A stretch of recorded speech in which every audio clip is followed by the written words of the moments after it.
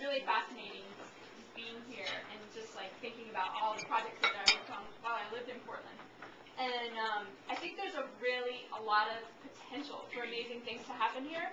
And I'm very fascinated because there it seemed like things just flowed so quickly, but there was a lot of resources for this. And I'd just like to talk about some of the things that I saw while I was there, just so maybe people could think about this. One of the things was I worked for a school in Portland Public Schools that was called, at one point known as the Environmental Middle School, which later changed over to the Sunnyside Elementary School. And this was essentially what we might consider a magnet school here.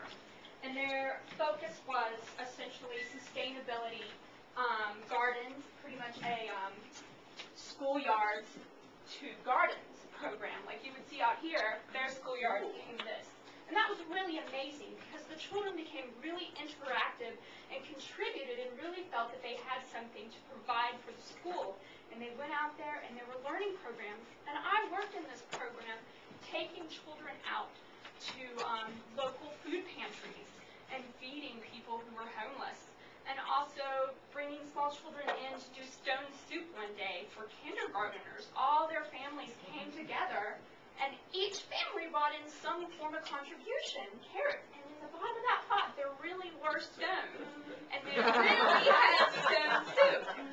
And so this is a really simple and beautiful process because it was just one school. And I think we have a lot of potential just to say, maybe we can't do all the schools, but we can really start somewhere. And I think this school was an excellent template for that. And another thing that I would like to say about schools not having enough money, it's a joke. It's a real big joke. Because when I worked there, the principal told me outright, she's like, public schools spend more money on one child than a private school would spend on one child. This money just runs through because there's all this money they get and they have to spend it real quickly. And they just spend it on whatever real quickly because if they don't spend it that year, they lose that money.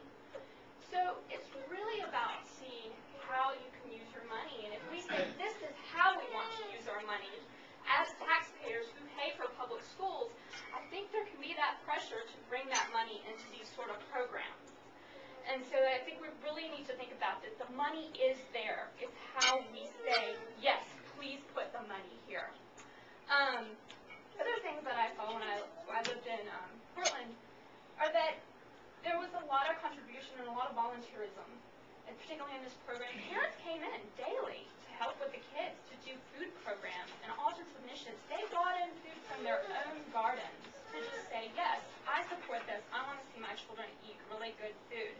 And that was really amazing. So I think all of this is a very simple process on all of us saying we can contribute a little, and in contributing a little, we can make something amazing and grand. And so last but not least, I would like to say I worked for AmeriCorps for 2 years, and I have not seen a lot of AmeriCorps initiatives here. And so for anybody who doesn't know what AmeriCorps is, that's like the domestic Peace Corps here in America. And the public schools can get AmeriCorps members. So if they feel they don't have enough help for programs such as this, they can say, you know what, I would like to apply for an AmeriCorps member. And I'd like them to come in and start a program like this. I would like to see farms to schools. And so how amazing that you can utilize this program and say, yes, we are going to have young, idealistic people come in and do amazing things for us with our children and bring good food into our schools. And so I think we need to kind of think outside of our box and just really say, wow,